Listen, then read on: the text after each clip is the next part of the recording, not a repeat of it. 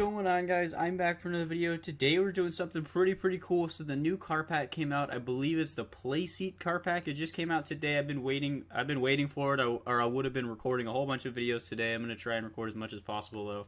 On the car pack. I almost said it again. But today we're doing a Rallycross build of the new Honda Civic Type R. I can't talk today. I got a pretty cool Dirt 4 paint job on this thing. Super sick. Really excited for that game. It's gonna be super dope. But yeah, I was kind of excited to see this car, just to look at it, because I've only seen like one picture of it, and I believe it was at kind of like this angle ish. And all I can say is that Subarus are the greatest car in the world, and Honda's seeing that, and they're trying to copy their style. Take that as you wish. That's what the car is. But anyway, let's get on into the upgrades here. So I'm pretty sure we're going to have a decent amount of PI to play with. I did go in and put the rally parts on just to make sure that it would stay in S1 class. And this is actually something I was really interested, or it was really interesting about the car, is that the stock tires actually have more grip than the rally tires, which is something that I don't think we've actually seen before, and that actually means that these stock tires are actually pretty grippy and like really high quality tires. So that's pretty cool. But anyway, go ahead and widen everything up. Obviously, I'm expecting this thing to do pretty decent because it is like kind of like a hot hatch kind of thing. Like, it's a hatchback car, and those normally do pretty well on rally tracks and stuff like that. I'm not sure. There's no engine swaps for the car, which is actually kind of interesting. Let's see if there's any just the basic Forza stuff. We'll just go ahead and throw it on.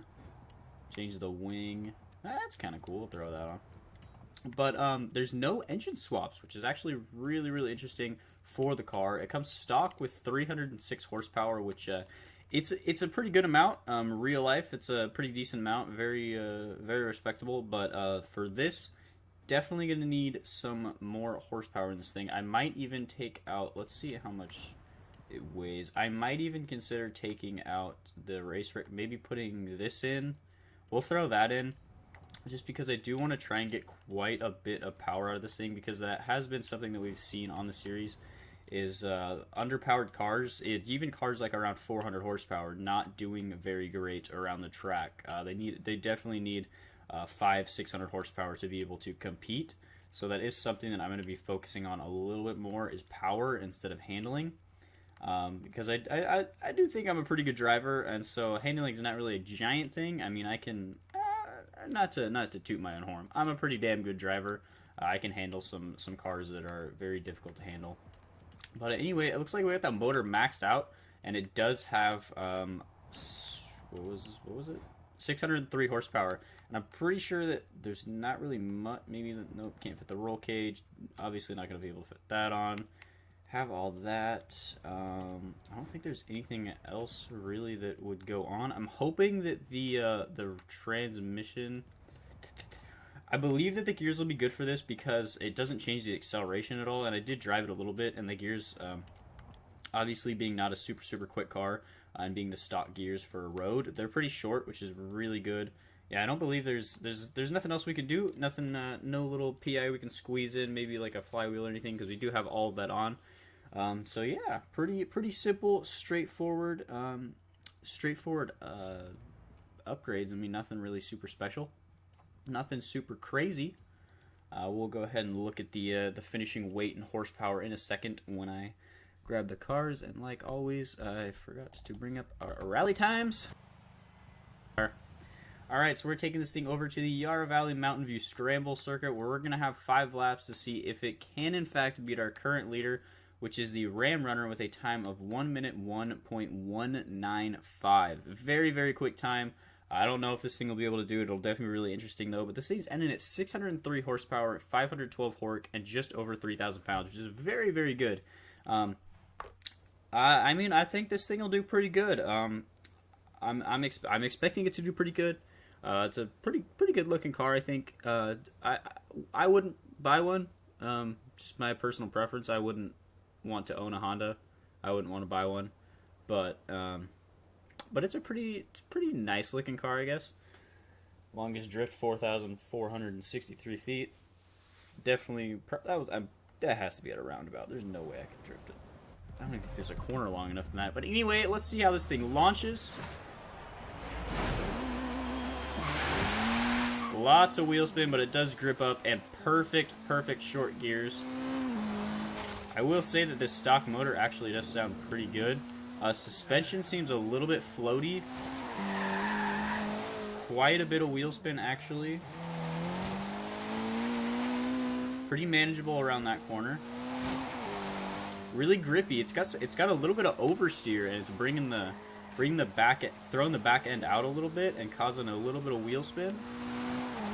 But again, nothing super crazy. Pretty balanced car. Let's see how it handles the jumps. Pretty well. Pretty well. Nothing super crazy again. Whoa! Holy crap! Big crash. Lost the wing. Wow, I think that was probably the biggest crash we've had on the series yet. Holy crap! This thing looks terrible without that wing. Wow, looks like a Prius.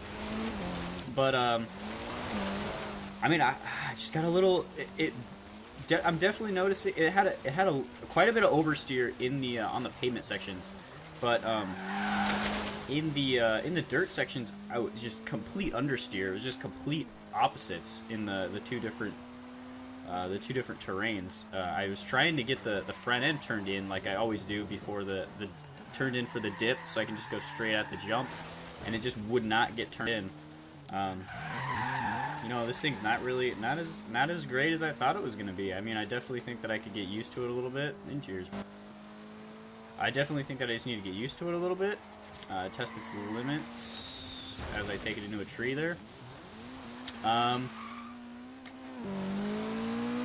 Yeah, you know, I don't really know what to say. I mean, I thought this thing was gonna be extremely good, really high, really like a top contender car.